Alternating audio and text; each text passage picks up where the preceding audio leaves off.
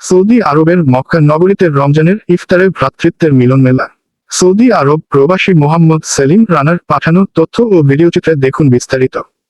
পবিত্র রমজান মাস উপলক্ষে সৌদি আরবের পবিত্র নগরী মক্কা শহরে প্রতিদিনই আয়োজন করা হচ্ছে বিশাল ইফতার মাহফিল। বিশ্বের বিভিন্ন দেশ থেকে আগত মুসল্লি ও প্রবাসীরা একসাথে বসে ইফতার করছেন। তৈরি হচ্ছে এক অনন্য ভ্রাতৃত্বের বন্ধন ও আনন্দঘন পরিবেশ।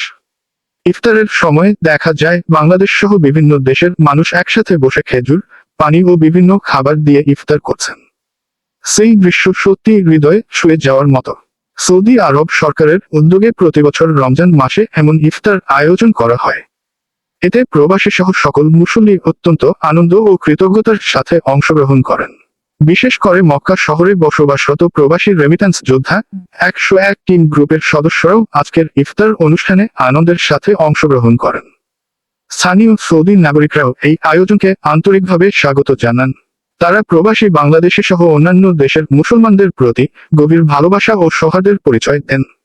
রমজান মাস শুধু রোজা রাখার মাস নয়, এটি ধৈর্য, সংযম, ইবাদত এবং মানবতার বন্ধন দৃঢ় করার মাস। মক্কা শহরের এই ইফতার আয়োজন যেন সেই ঐক্য ও ভ্রাতৃত্বের এক উজ্জ্বল উদাহরণ।